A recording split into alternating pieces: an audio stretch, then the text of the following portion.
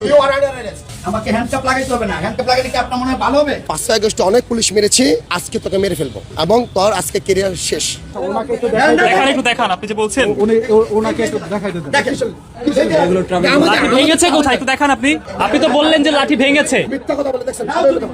আমার ক্যামেরাটা কেড়ে নিছে, ক্যামেরাটা কেড়ে নিছে। কেন ইচ্ছা কারা? আপনি নাউজুবিল্লাহ। আপনি কেড়ে নিছেন। দেখেন আমার এই যে টুট সব ফাটানো মিথ্যা কথা। আমি যদি মিথ্যা বলি আমার জন্মটা পিতা। আমি আমার মা বাবার জন্ম সেইটা পিতা।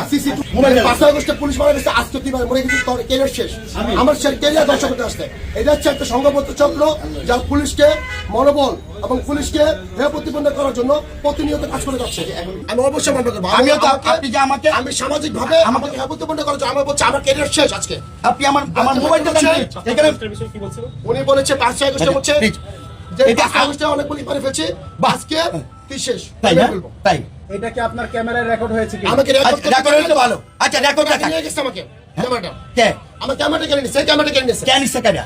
আপনি নাউজুবিল্লাহ। আপনি কেড়ে নিছেন। আপনি তো ক্যামেরা টান দিয়ে ফেলে দিচ্ছেন। আমি ওই সাভার পরিবহনে আমি আর সামনে একটা গাড়ি একটা হেল্পার নিচে উনি হেল্পার থেকে গায়ে আঘাত করছে। হ্যাঁ আমি মিথ্যা বলবো না। আচ্ছা আমি বলি, আমি এটা আল্লাহর পবিত্র কুরআন নিয়ে বলতে পারবো, যা বলবো সত্য। আমি বললাম যে গায়ে হাত দেওয়াটা ঠিক না, ওনাকে বললাম এর মধ্যেই আমাকে ধরিয়া। আমি যদি মিথ্যে বলি আমার জন্মটা পিতা, আমি আমার মা বাবার জন্ম সেইটাও পিতা। আচ্ছা বলি শেষ করি। তারপরে উনি কি করলো, একটু ওনার পকেটে রেখে নেয় ক্যামেরাটা। হ্যাঁ উনি ক্যামেরাটা মানে উনি খুব উত্তেজিত, ক্যামেরাটা টান দিচ্ছেন, ওনার ক্যামেরাটা পড়ে গেছে।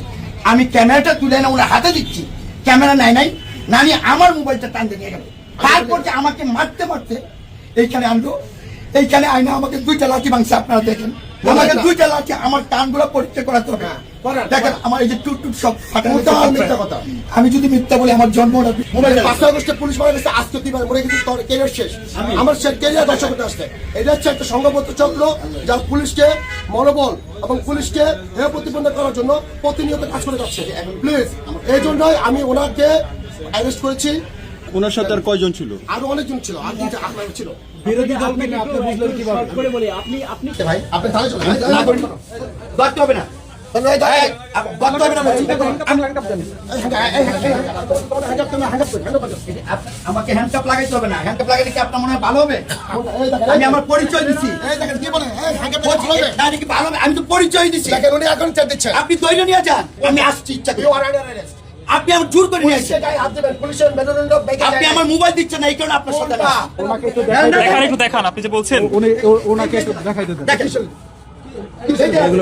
লাঠি ভেঙেছে কোথায় একটু দেখান। আপনি তো বললেন যে লাঠি ভেঙেছে। মিথ্যা কথা বলে দেখছেন। মাথায় তো প্রবলেম আছে। আপনি তাই আঘাত আছে তো সব। পরে একটা ড্রাইভারকে আর হেল্পারকে বললাম যে ভাই কাইন্ডলি আপনারা কাগজটা আমাকে নিয়ে আসেন। উনি একটু এই করতেছেন, কাগজ নাই, লাইসেন্স নাই, এরকম বলতেছেন। তো বলার পর আমি বললাম যে ভাই একটু কাইন্ডলি ভাই নিয়ে আসেন। উনি আসা বলতেছেন আমি বলে তার গায়ে হাত দিয়েছি। টোটালি একটা রং মিথ্যা কথা। প্রথমে বললাম যে আপনার পরিচয় কী, পরিচয় কী প্রথমে বলার পরে সে খুবই মানে আমার পরিচয় না দিয়েই আমি তখন ওনার কথাবার্তাগুলো একটু অসামঞ্জস্য মনে করি। তখন আমি তার ক্যামেরাটা আমি অন করতে চেষ্টা করি, করার পরে সে কী করলো, ক্যামেরাটা হাত দিলে টান দিয়ে নিয়ে গেলো এবং ফেলে দিল। ফেলে দেওয়ার পরে উনি আবার ক্যামেরাটা তুলছে, তোলার পরে আমি তো আমার ক্যামেরা দিই, সে ক্যামেরা দেবে না। সেই ক্যামেরা না দিয়ে আমি তখন তার আমার মোবাইলটা করতেছি, ভিডিও অন করতেছি, সে মোবাইলটা টানতে চেষ্টা করছে, তখন মোবাইলটা আমি সরাই ফেলছি। তখন সে ভিডিও যখন অন করতে গেছে তখন তার মোবাইলটা আমি নিয়ে গেছি, নিয়ে আমার পকেটে রাখছি। তখন তার একটা ওয়ার্ড 5 আগস্টে অনেক পুলিশ মেরেছি, আজকে তোকে মেরে ফেলবো এবং তোর আজকে ক্যারিয়ার শেষ। এই কথা বলার পরে আমি তখন আমার অস্ত্রে হাত দিয়েছি, কারণ সে আমার অস্ত্র অ্যাটাক করতে পারে। আমার ঘড়ি সে নিয়ে গিয়েছে, ঘড়িটা টেনটা নিয়ে গেছে, আমার মানিব্যাগ সে নিয়ে গিয়েছে। আমি অস্ত্রটা বিয়ে করেছি যে আমার সেফটির জন্য, জনগণের সেফটির জন্য। এরকম তার সংঘবদ্ধ চক্র ছিল, মত সৃষ্টি করতে চেষ্টা করছিল সে এরকমভাবে প্রায় 15-20 জনের একটা চক্র ছিল ওখানে করে আমাকে হেয় প্রতিপন্ন করার জন্য, আমার পুলিশের পোশাককে হেয় প্রতিপন্ন করার জন্য সে এই কাজগুলো করেছে। এবং এই জন্য আমি তাকে বারবার বলতেছি যে আমি তখন তাকে ধরলাম এভাবে ধরে, কারণ আমাকে সেফটির জন্য তাকে ধরতে হবে, কারণ আমার জিনিসপত্র, সরকারি জিনিসপত্র তার কাছে ধরার জন্য সে এখন আমাকে বারবার ধাক্কা দিচ্ছে, আমার গায়ে হাত দেওয়া হয়েছে। তখন আমি তাকে ছাড়ি নাই, আমার হাতে পিস্তল, আমি ওনাকে ধরে রাখছি এক হাতে, আমি ছাড়ি নাই। আমাকে হচ্ছে আমার জীবন চলে যাবো, ছাড়বো না, আমি ছাড়বো না, ওনাকে আমি ধরছি, তো এই করার পরে কাইন্ডলি উনি যে কাজটা করলো উনি আরও মানে তখন আমি যে আমার কন্ট্রোলের মাধ্যমে আমি থানার হেল্প চাই, থানার ফোর্স আসার পর্যন্ত আমি আমার বক্সে নিয়ে যেয়ে ওনাকে আটক রাখি, পরে থানা ফোর্স যে ওনাকে রিকভারি করে নিয়ে আসি।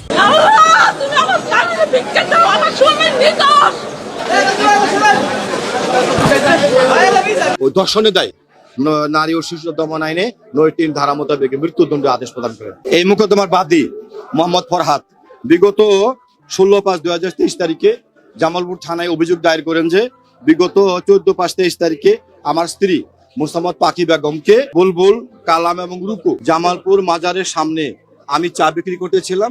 চা বিক্রি করাকালীন সময়ে আমার স্ত্রীকে ভুল বুঝাইয়া জোর করে বুলবুল, কালাম এবং রুকু অপহরণ করে নিয়ে যা এবং একে অপহরণ করে নিয়ে যে ইয়েতে নিয়ে যা বেলটা বুলবুলের বাড়িতে নিয়ে যা। বুলবুলতে বাড়িতে নিয়ে ভিকটিমকে বুলবুলের বাড়ির ছাদের উপরে তুলে সারা রাত বুলবুল, কালাম এবং রুকু তাকে ৩ জনে গণধর্ষণ করে। এদিকে তার স্বামী ফরহাদ খোঁজাখুঁজি করতেছে, খোঁজাখুঁজি না পাওয়াতে এক পর্যায়ে এই ভিকটিম মোসাম্মদ পাখি বেগম রাত ভোর ৪টে বা ৪:৩০ দিক দিয়ে তার স্বামীর কাছে আসে। তার স্বামী তখন জিজ্ঞেস করে তুমি এতক্ষণ কোথায় ছিলে? তখন এই মোসাম্মদ পাখি বেগম জানাই যে আসামি বুলবুল, কালাম এবং রুকু আমাকে জোর করে অপহরণ করে নিয়ে বুলবুলের বাড়িতে নিয়ে আমাকে গণধর্ষণ করে।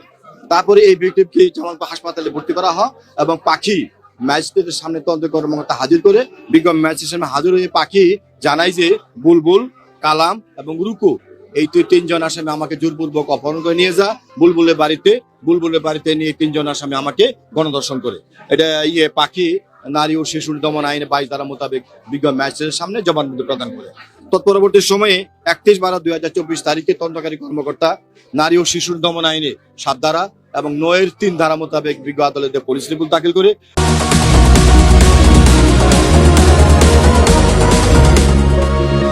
পুলিশ রিপোর্ট দাখিল করার পরে মামলাটা বিচারের জন্য বিজ্ঞ আদালত নিয়ে নেয়।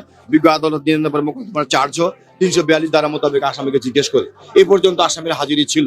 তৎপরবর্তী সময়ে আমরা এই মোকদ্দমা প্রমাণের জন্য বিজ্ঞ আদালতে 10 জন সাক্ষী উপস্থাপন করি, ম্যাজিস্ট্রেট, ডাক্তার সহ উপস্থাপন করার পরে আসামি পক্ষ তাদেরকে জেরা করে।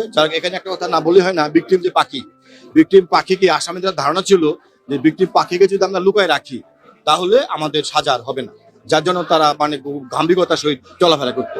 কিন্তু আইন বলা আছে যদি ভিকটিম যদি হারিয়ে যা বা পলাতক হয় বা মৃত্যু হয়ে যায় বা কেউ আটক রাখে তাহলে ওই ভিকটিমদের জবানবন্দি দিয়েছে, এই জবানবন্দির উপর ভিত্তি করে ভিকটিমকে বিজ্ঞ আদালত সাজা দিতে কোনো বাধা নাই। সুতরাং ভিকটিম আজ পর্যন্ত ওই আসামির হাজির হইতে দেয় নাই।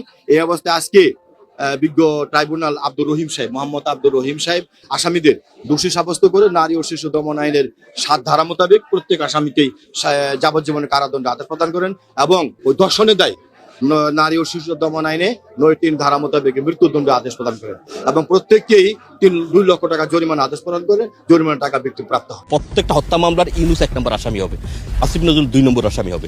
বিচার ব্যবস্থা মানুষ বিচার অঙ্গনে এসে বিচার ব্যবস্থা পায় নাই। 5ই আগস্টের পরে তো কোনো বিচার ব্যবস্থার বিচারই হয়নি।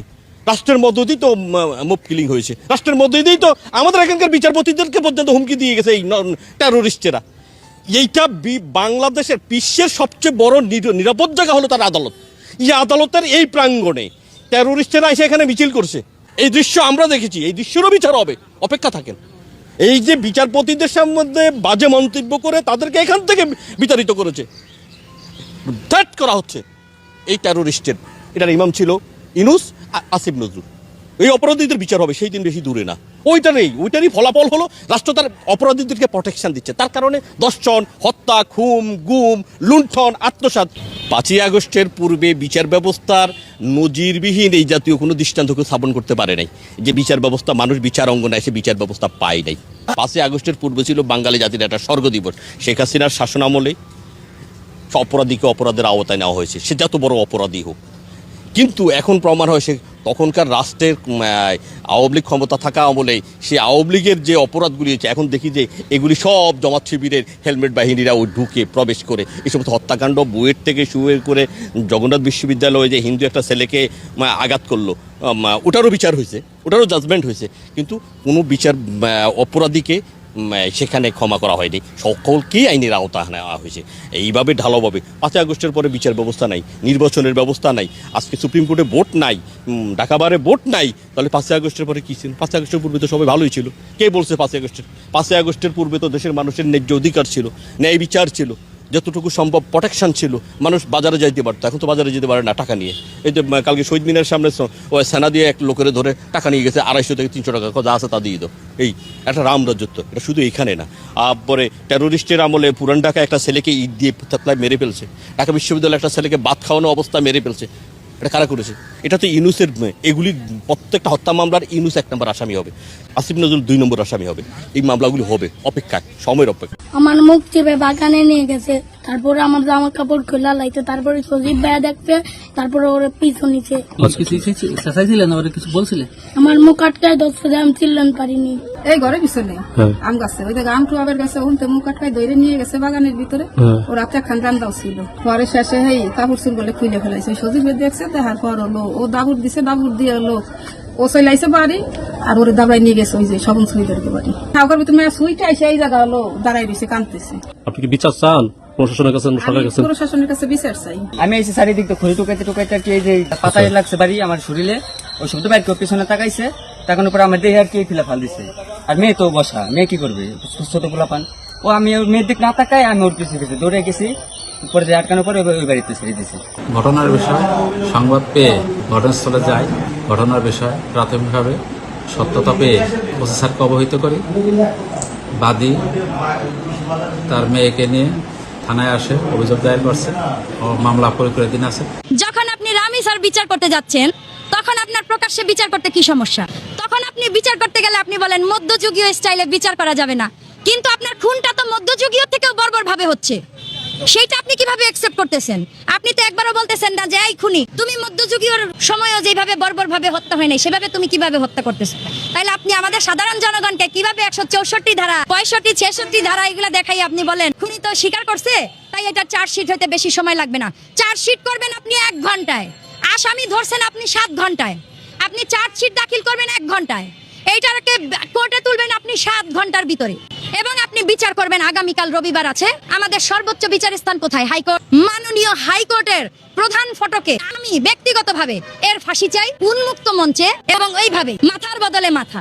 আমাদের সংবিধানে তো গণ অভ্যুত্থানও ছিল না, শেখ হাসিনাকে তাড়ানোও ছিল না, কোন ধারার মধ্যে কিন্তু গণ অভ্যুত্থান পড়ে নাই, কোন ধারার মধ্যে কিন্তু বাংলাদেশ 2.0 লাভ করে নাই। দেশের মধ্যে আইন নাই, আপনার বিচার করবে কে? আমার একটা মেয়ে আছে 7 বছরের, ঘরে আমি টেনশন আছে। কারণ আজকেও ফোন দিয়ে বলছি যে ঘরতে যেতে না বাইরে হয়, কারণ এখানে আমার আপনার চেয়ে গুরুত্বপূর্ণ এখন বাচ্চাগুলোর দেখার মানে মূল বিষয়। কারণ দেশের মধ্যে আইন নাই, আপনার বিচার করবে কে? এই যে স্বরাষ্ট্রমন্ত্রী কালকে বললো যে এখানে আবেগের বেশি অনেক কিছু হয় না, এখানে আবেগের বেশি ওর মেয়ে হয়তো ওই কথা বলতে পারতো। এখানে বিষয় যে তাদের তো ছেলে মেয়ে নাই দেশের মধ্যে, সবাই তো বাইরে আছে।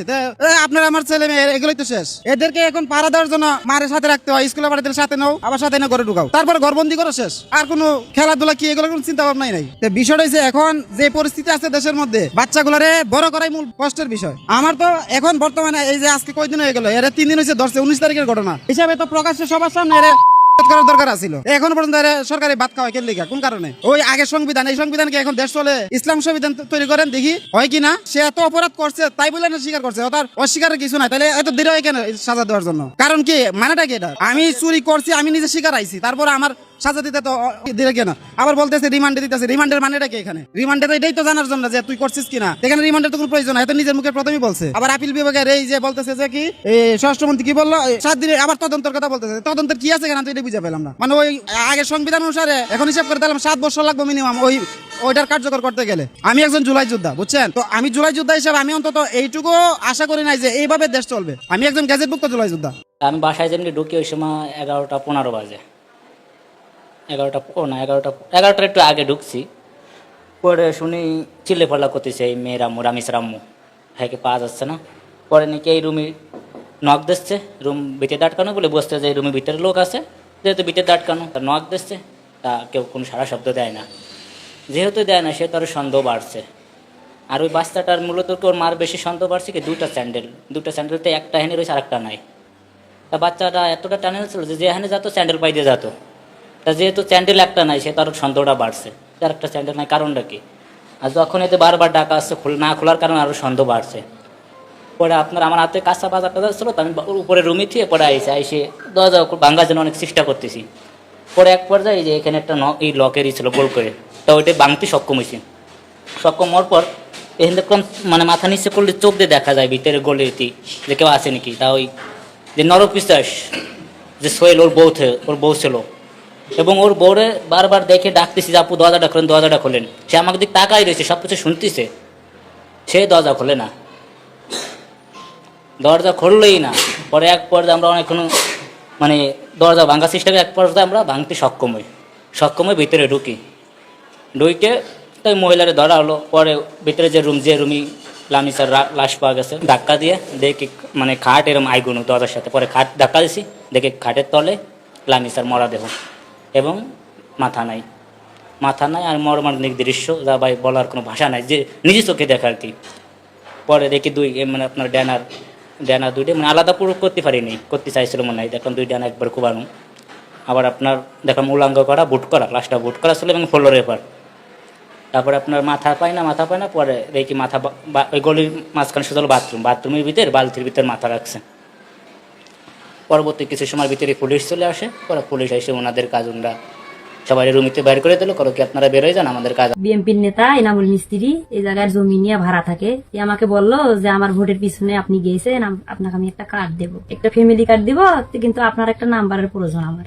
আমি বললাম যে ঠিক আছে আইলে দেন। আমাকে বললো কার্ড আসছে, ঈদের পরে বিতরণ হইবে। শুক্রবারে এই কথাটা কয়া বলি গেছি, শনিবারের দিনে আবার আসছে আমার বাড়িতে কার্ডটা নাম্বারটা নেওয়ার জন্য, যে ঈদের পরে যে কার্ডটা বিতরণ হবে, কার্ডটা আসছে, শুধু তোমার নাম্বারটা দাও। আমি আবার বললাম যে আমি তো নাম্বার বের করতে পারি না, একটা নাম্বার সেভ করা আছে, এই নাম্বারটা নেন। এই কথা আমি বললাম, সে নাম্বারটা নিল। নেওয়ার পরে আমি বললাম যে এখন চলে যাও, আমার কাজ আছে, আমি অনেকগুলো কাপড় ধোবো, কাপড় ভিজেছি, আমার কাজ আছে। সে আমাকে অনেক খারাপ আর কি কথা আচরণে আমার সাথে কথা বলতেছে। তা আমি তাও বলতেছি যেখান থেকে চলে যান। সে যায় না, আমি কলের পরে গেছি, আমার ওই জায়গায় যায় আর কি সে খারাপ আচরণে আমার সাথে দুর্ব্যবহার করার চেষ্টা করে। আজকে পর্যন্ত হামে মনে হয় প্রায় 450 শিশু মারা গেল। এটা কি কোনো 500 পর্যন্ত মনে হয় চলে গেছে। এটা কি কোনো রাষ্ট্রের কাম্য? আপনার ইউনিসেফ থেকে 5 থেকে 7 বার তাদের নকিং করা হয়েছে যে হামের টিকা নেয়ার জন্য, তারা কিন্তু হামের টিকা নেয়নি। তার মানে কি বলবো, যে ইউনুস সরকার কি এদেশে প্রজন্ম হত্যা করতে এসেছিল? এই 2026-এর পর থেকে নতুন কোনো প্রজন্ম হবে না? উনি কি সেই প্রোটোকল নিয়ে দেশে এসেছিল? কারণ ওনার তো এই দেশের প্রতি কোনো দায়বদ্ধতা নেই, ওনার তো এই দেশে কেউ নেই। ওনার যে যারা আছে সন্তানদি এগুলি তো সব আমেরিকাতে, বিভিন্ন দেশে। এই দেশে তো উনি অতীতের মতো এসেছিলেন। তো উনিও পাকিস্তানের মতো এই দেশের প্রজন্ম ধ্বংস করার জন্য এসেছে। এটা আপনারা মানেন বা না মানেন, তা না হলে এই ছোট ছোট হামে এই ছোট ছোট বাচ্চাগুলি মারা যাবে জেনেও উনি টিকা কেন ক্রয় করলেন না, আর টিকা কেন তিনি নিলেন না? ইউনিসেফ থেকে তাকে বারবার গিয়ে নক করা হয়েছে যে এই টিকাগুলি নেওয়ার জন্য। তার মানে ইউনুস সরকার এবং এই যে উপদেষ্টা সরকার, আমার তো মনে হচ্ছে এরা এই দেশের প্রজন্ম ধ্বংস করার একটা প্রোটোকল হাতে নিয়েছে, যে 2026-এর পর থেকে 2025-এর পর থেকে কোনো প্রজন্ম এই দেশে তৈরি হবে না। তো আমার তো মনে হয় উনি যদি সম্ভব হতো আরো কিছুদিন থাকতেন, গর্ভবতী মেয়েদের গর্ভের বাচ্চা যাতে ভ্রূণ নষ্ট হয় সেরকম ইনজেকশন উনি প্রচলন করতেন, কারণ ওনারা কখনোই চায়নি এই বাংলায় প্রজন্ম আর মাথা উঁচু করে দাঁড়াক। আমার তো মনে হয় সেই প্রোটোকলের কারণেই উনি হামে টিকা সরবরাহ করেননি, হামে টিকা ক্রয় করেননি, যাতে এই প্রজন্মটা ধ্বংস হয়ে যায়। রিটার্ন ল কিন্তু এত সোজা না। যেই বাতাসে বাবা মার চিৎকার, বাবা মার মাটিতে আছড়ে পড়া আহাজারি, যে অক্সিজেন তারা নিচ্ছে, তাদের যে আহাজারি বাতাসে ভেসে বেড়াচ্ছে, সেই অক্সিজেন কিন্তু আপনি নিচ্ছেন, আমি নিচ্ছি, শুধু ইউনুস নিচ্ছে, উপদেষ্টা নিচ্ছে। তো আসলে সৃষ্টিকর্তা একটা কথা বলে রেখেছেন, দেশে যখন অন্যায় অনাচার বেড়ে যায় তখন কিন্তু উনি প্রাকৃতিক উপায়ে সে অন্যায় শাস্তি দেন। তো এই শাস্তি হিসেবে আপনি নিজেই দেখবেন, যারা এই যে টিকাগুলি হামে টিকাগুলি ক্রয় করলো না, এই যে এতগুলি বাচ্চা এভাবে করে মারা গেল, সেখান থেকে কিন্তু কোন দিন দেখবেন কার সন্তান কি হয়ে গেছে এটা না উপদেষ্টারা জানবে না অন্য কেউ জানবে। কারণ রিটার্ন লতে পরে কিন্তু তাদের বাচ্চা আজকে হামে মারা যেতে পারে। ইদানিং শুনছি তাদের 2-4 জনের বাচ্চা হয়েছে। তো এইভাবে করে অনাচারের রিটার্ন যে ল কতদূর খারাপ হয়, যেদিন উনি মাথায় হাত দিয়ে কাঁদবে, যেদিন নাহিদ সার্জিস হাসনাত মাথায় হাত দিয়ে তার সন্তানের জন্য কাঁদবে, এই হামের জন্য, সেই দিন ওনাদের বোধগম্য হবে যে আজকে যে মারা কান্নাকাটি করলো, তাদের আহাজারিতে বাতাস ভারী হয়ে গেছে, তাদের আহাজারিতে মানুষ কান্না করেছে, যে এর কতখানি কষ্ট পিতার কাঁধে সন্তানের লাশ। এমনও দেখা গেছে যে 10-12 বছর চিকিৎসা করে অনেক কিছু করে দাওয়াই নিয়ে অনেক সন্তানের গিয়ে বাবা মা হয়েছেন, সেই সন্তানটা পর্যন্ত মারা গেছে। আজকে আপনারা নির্দ্বিধায় একজন কন্টেন্ট ক্রিয়েটর, যিনি সাবালক ছিলেন, যিনি কন্টেন্ট শুধু ক্রিয়েট করেছেন, যার দেশের প্রতি কোনো তার নেই, একজন জুলাই যোদ্ধা হিসেবে তাকে আপনারা দাঁড় করিয়ে তার জন্য আপনারা কান্না করছেন, তার জন্য আকাশ বাতাস কেঁপে উঠছে। আর এই যে হামের আজকে পর্যন্ত 450-500 বাচ্চা মারা গেল, এরা কি মানুষের বাচ্চা না? আমরা সাধারণ মানুষ কি আমরা মানুষ না? আমাদের আমাদের কি গরু ছাগল মনে হয়? আমাদের গায়ে কি গরু ছাগলের রক্ত? আপনারা একাই মানুষ, তাহলে এক কাজ করেন না, আমাদের বাড়িতে বাড়িতে না না যারা জুলাই যোদ্ধা তারা তো একাই মানুষ, আর আমরা সারা বাংলাদেশে যে 20 কোটি লোক আমরা কেউ মানুষ না, তো আমরা সবাই গরু ছাগল। আপনারা একাই মানুষ, আপনারা একাই আল্লাহর কাছ থেকে নবুয়ত প্রাপ্ত হয়েছেন যে আপনার এই পৃথিবীতে বেঁচে থাকবেন, আমরা সবাই মারা যাবো। তাহলে কাজ করেন, বিষের টিকা ইনজেকশন আপনারা করেন, আমাদের সবাইকে টিকা দিয়ে দেন, আমরা মারা যাবো। এখন তো এটা ছাড়া কি বাকি আছে আপনি বলেন?